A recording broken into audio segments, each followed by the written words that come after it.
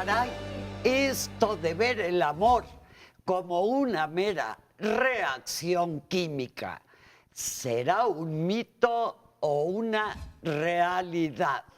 Bienvenidos, amigos, a enterarnos de esta corriente científica que gana adeptos entre los profesionales, que podría modificar hasta la letra del bolero más romántico, que deja al corazón en calidad de músculo sin mayor chiste, que nos acerca al otro por un ataque hormonal.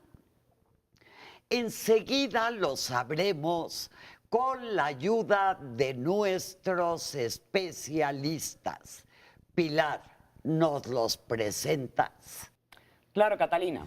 Y mira que se ha escrito y hablado del amor, porque ¿quién de nosotros no lo ha sentido y hasta padecido? Se antoja el tema, ¿verdad? Pues para hablar de él nos acompañan el biólogo Raúl Gutiérrez Lombardo, quien además de ser maestro en ciencias por la UNAM, es también doctor en filosofía por la Universidad Española de Valencia. Actualmente es secretario académico del Centro de Estudios Filosóficos, Políticos y Sociales Vicente Lombardo Toledano. Curiosamente, nuestro siguiente invitado nació en Valencia. Se trata de Víctor Vilar Gisbert, filósofo con grado de maestría, quien dirige la delegación en México del Centro de Estudios Sofía, institución privada española. Desde hace años imparte conferencias y cursos sobre el pensamiento antiguo y moderno, y entre sus escritos destacan 2 libros de poemas. Bienvenidos a ambos y entramos directo al tema. Hola. Gracias. Doctor Gutiérrez, ¿es cierto que el amor es solamente una cuestión química? ¿En qué se basan los científicos para decir esto? Bueno, lo que podría decir es que sí, pero no. A ver. Y para, digamos, plantear un debate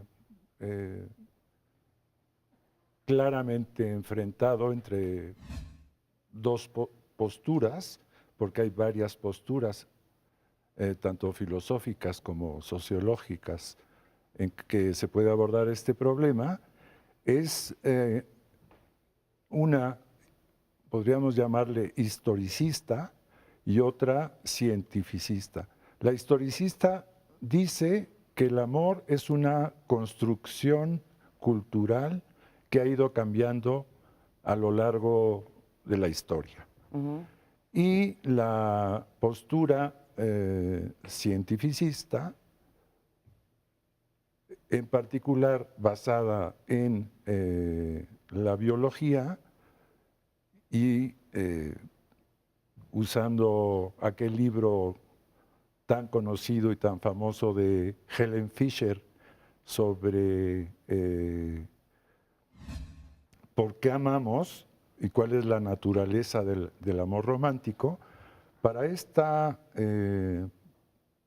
psicóloga cognitiva, como se les llama ahora, el amor es una necesidad fisiológica producto de un instinto básico de apareamiento de nuestra especie, determinado genéticamente, que la evolución biológica seleccionó para dotarnos de la capacidad de preferir, discriminar y cortejar a ciertos individuos. ¿Estás de acuerdo, Víctor?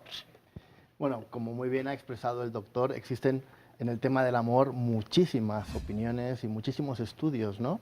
Y evidentemente marcando estas 2 diferencias, ¿no? Historicista y cientificista, pues creo que la cientificista sería un poco reducir el amplio espectro de lo que es el amor, el cortejo, todos esos elementos que son mucho más culturales, más ideológicos, intelectuales y desde esa perspectiva espirituales, sería reducirlo demasiado a la parte biológico o fisiológica. Y creo que en eso pues todas las ciencias, tanto las humanidades como las ciencias en general, podrían estar de acuerdo de que la ciencia nos va a dar un espectro, una visión desde una perspectiva concreta, en este caso el estudio de los procesos hormonales que hay en el ser humano cuando de pronto uno se enamora, pero que todo lo demás que no puede explicar esa parte hormonal, biológica, pues la ciencia a lo mejor no podría definir un poema de Neruda, por ejemplo. Pero, doctor Gutiérrez, a ver, la química, las hormonas y demás, ¿cómo nos explican que nos enamoremos? ¿Por atracción, por impulsos? Bueno, a propósito he hecho este enfrentamiento entre dos posturas diametralmente opuestas, porque nadie estaría de acuerdo de entrada con ninguna de las dos. Lo que yo creo, matizando un poco, porque tanto la cultura como la biología tienen que ver en este asunto, es que los seres humanos tenemos, desde mi punto de vista, dos naturalezas. Una naturaleza biológica, producto de la evolución biológica que está grabada en nuestros genes, y una naturaleza cultural, producto de el aprendizaje y acumulación de conocimientos que ha dado como producto, pues, la ciencia, la técnica, el arte. ¿Será acaso que quizá la ciencia explique mejor lo que es el enamoramiento que el amor o no? ¿Estoy equivocada? Para mí lo que creo que es incorrecto de la posición cientificista es usar el término amor como tal, porque lo que sí se da son ciertas reacciones químicas en el cerebro, sobre todo, pero es una cuestión ¿Pero se dan que cuando vemos a la persona o derivada cómo? justamente de la atracción que puede haber entre dos personas. Y esto es producto de, por ejemplo, un estereotipo que uno tiene de belleza. Es producto de, digamos, del uso de todos los sentidos para poder encontrar a alguien que ahora en psicología se llama con quien conectas, con quien Haces tienes clic. una Entre relación los, ¿no? química, que es la empatía o la simpatía, que tiene que ver, en efecto, con una reacción química que se da en ciertas zonas del cerebro, que tiene que ver con el área de recompensa, Es pero lo que también dicen que tiene segregan la oxitocina o eso que nos... la dopamina, O la que también dopamina. es llamada la hormona de la felicidad, que no solo es que se produce cuando hay este tipo de atracción, sino cuando se hace deporte o cualquier actividad placentera. Pero también está eso de que uno dice, es que me encontré a mi media naranja. Y no es que haya uno encontrado a su media naranja, es que hay atracción, es decir, el sentido de la vista se activó, hay olfato, porque las feromonas tienen cierto olor que percibe el olfato, hay el oído, porque le gusta cómo habla, su tono de voz, el tacto, porque al tocarla siente esa, o al tocarlo, esa sensación de cercanía, o el gusto. Al darse un beso, pues hay intercambio de saliva y esa saliva tiene sabor. Entonces, si todo eso se conjunta, evidentemente que si hay conexión, si hay atracción por esa situación, pues puede uno decir que se enamoró de la persona. Entonces, Víctor, en pocas palabras, es como un instinto animal. Bueno, por supuesto que en esa parte del enamoramiento, de encontrarse, ¿no?, como a primera vista, y todos esos procesos de los sentidos, pues evidentemente despierta la parte más biológica que tenemos, ¿no? En esa perspectiva yo creo que sí que podríamos unir ese enamoramiento o esa atracción a todo lo que o lo que el cientificismo podría explicitar como todo un proceso hormonal que se provoca en el interior del ser humano. Pero claro, también esos procesos nos van a decir que van a acabar. ¿no? Que no toda la vida vas a estar plenamente enamorado. Incluso creo que hay estudios que dicen que entre 2 y 4 años todo ese proceso de Pero también filósofos, por ejemplo, Ortega y Gasset decía que el enamoramiento era un estado de idiotez transitoria. Bueno, yo creo que Y posiblemente... enfocando en lo de transitoria, aparte de lo de idiotez. Posiblemente todos cuando nos hemos enamorado nos hemos puesto un poco tontos, ¿no? Y hemos hecho cosas que a lo mejor uno no haría en su estado... Claro. ¿Por qué? ¿Por qué las hacemos? ¿Hay alguna explicación? Hay una especie como de estado alterado de la conciencia, que es todo ese proceso hormonal que se segrega en el cerebro que provoca que percibas las cosas de una forma diferente. No ves las cosas malas del ser amado, todo lo magnificas, todo momento que estás con tu ¿El amor es ciego? En ese sentido podríamos decir que el enamoramiento es ciego, pero el amor no El debería ser. amor, ¿cómo es de acuerdo a la biología? Raúl, ¿existe el amor? Decía yo hace un momento que para mí el uso del concepto amor es lo que está mal empleado.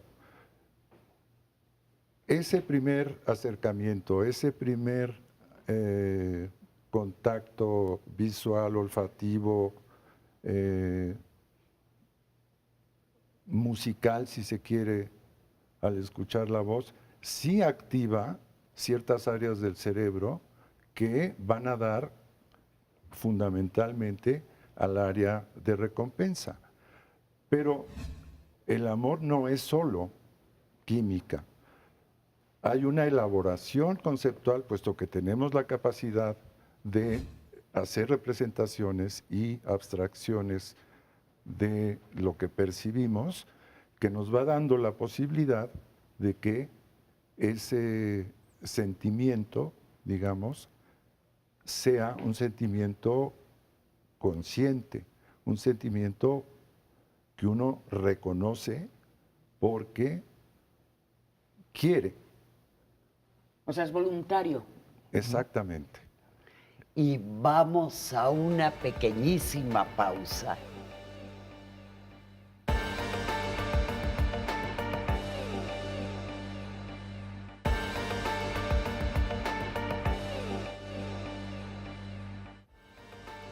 Seguimos con el tema del amor. Y ahora vamos con el filósofo Víctor, que nos diga si el amor es eterno. Bueno, ¿O qué dice la filosofía sobre eso? en realidad volvemos un poco a la misma idea. Primero tendríamos que definir qué es el amor. Si el amor lo circunscribimos a ese momento pasional de dos amantes que se encuentran, en ese momento podríamos decir que es efímero, pero también es eterno porque se vive un eterno presente. Se vive un instante que es completo en el cual la persona se funde con la otra persona y por lo tanto ese instante en sí mismo es completo. Si nos Entonces, hablamos, ¿hay muchos amores eternos? pues posiblemente podríamos decir que existe ese amor, pero luego también ese amor eterno, filosófico, espiritual, en el cual uno puede amar algo que es intangible, que es una idea, que es un abstracto y que no se concreta en una cosa concreta o no se concreta en ese aspecto más biológico. Entonces, tendríamos primero que definir el amor. Defínelo, a ver, o qué, Uy, ¿cómo? es muy A ver, amplio. vamos a ir acotando. Es muy amplio. Vamos a ir acotando. Si nos hablamos del amor romántico, el enamoramiento, podríamos decir que uno puede reenamorarse continuamente. Es como cuando te levantas cada mañana y te reenamoras de la vida, ¿no? Había un poeta, Amado Nervo, hablando así como la poesía, el lenguaje del amor, que decía, cada día que pase has de decirte, hoy he nacido. Si eres capaz de reenamorarte cada día, el amor puede ser eterno. Pero entonces, Raúl, la pasión está circunscrita a esos cambios hormonales. Es que la pasión tampoco es un concepto que viene de la ciencia, viene de las humanidades. Y uno entiende pasión como algo en donde uno ha puesto todo el esfuerzo, todo el deseo, todas las ganas de lograr algo reconfortante, algo positivo. Entonces, para mí, el amor como tal también evoluciona. Y algunos psicólogos lo llaman el amor maduro, por ejemplo, después de muchos años de haber vivido juntos, dicen es que como estos dos viejitos se siguen queriendo se siguen amando. Y en el fondo de esto no es tanto esa química inicial que los hizo juntarse, sino el deseo de estar juntos, el deseo de acompañarse, el deseo de disfrutar las cosas Pero juntos. ¿no es a veces también un poco cultural? Desde luego que es cultural. Por eso decía yo que la naturaleza humana es doble. Tenemos una naturaleza biológica y una naturaleza cultural. Y es La suma. ese entrelazamiento entre nuestra biología y nuestra cultura en el contexto en donde vivimos, aprendemos o hemos aprendido a ser lo que somos y a comportarnos como nos comportamos, lo que permite que uno lleve a cabo determinada conducta ante sí mismo, ante la persona amada y ante la sociedad en la que se vive. Víctor, porque hay distintos tipos de amor, ¿no? Yo no quiero igual a mi hijo que a mi pareja. Claro, existe el amor filial, el amor entre hermanos, el amor entre padres e hijos, el fraternal, que ya es un amor entre iguales, pero que a lo mejor no tienes nada que ver ni siquiera sanguíneamente, ¿no? Es el amor al prójimo, por decirlo de alguna forma. El amor de pareja, el amor romántico, el amor platónico, existen muchos tipos de amor y por eso es un debate muy amplio que podríamos abarcarlo desde muchos aspectos. Y esos tipos de amor, ¿cómo se dan? Con que nos dijeras algunos. Bueno, creo que todos tenemos experiencia en enamorarnos de mil formas, ¿no? El amor de un hijo hacia sus padres, pues es el amor que viene desde el mismo vientre materno. Hay una unión del hijo con la madre tan profundo que incluso dicen que en los primeros años no hay una identificación de una individualidad del niño, del bebé con la madre, sino que se sienten unidos. Desde esa unión, porque al fin y al cabo el amor es la unión, es el sentimiento de sentirte unido con algo, con alguien, con los demás, pues en ese momento el niño ya lo está alimentando desde ese instante. Entonces ese sería el amor filial. Pero entonces, Víctor, ¿cómo explicar si el amor es ese sentimiento eufórico y que nos hace estar contentos y reconciliarnos con el mundo y con el ser humano? ¿Por qué hay amores destructivos, enfermizos? En realidad es que hay una cosa que es que el amor también es un arte. El arte no es solamente un proceso que se da y automáticamente ya hay unas hormonas y ya estás enamorado y es un amor perfecto. En realidad, una de las grandes dificultades de la vida es que tenemos que aprender a amar. Amar es una de las cosas, pienso yo, de las cosas más difíciles que existen, ¿no? Porque en realidad ese proceso biológico a lo mejor es un instante, pero el proceso de amar es, como decía el doctor, es algo volitivo, es algo de la voluntad, es una construcción que tiene que hacer cada uno.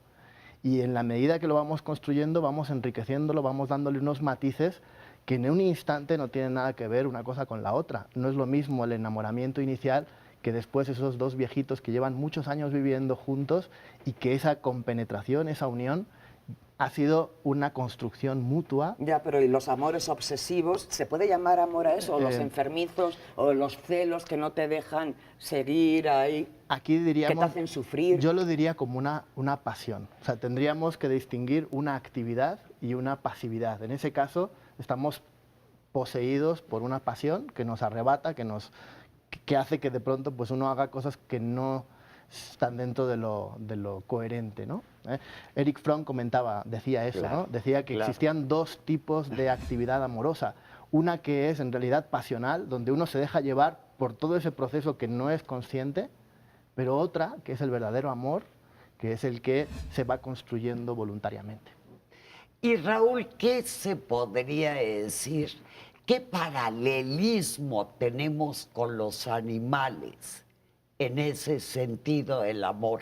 ¿Los animales se enamoran? Eso es una pregunta muy difícil de contestar porque el amor filial, por ejemplo, existe entre los animales, la impronta que llaman.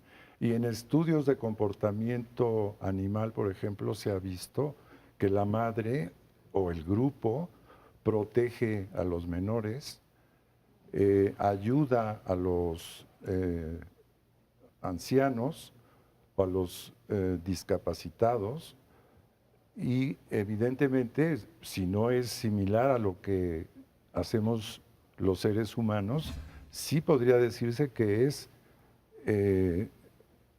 la semilla o el antecedente para poder explicar ciertos comportamientos con bases científicas.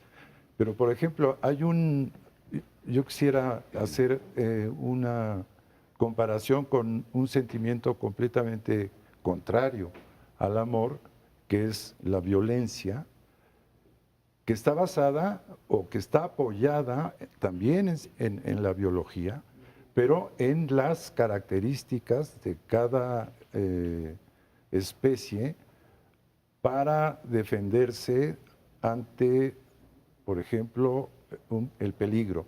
Y esto se llama agresividad.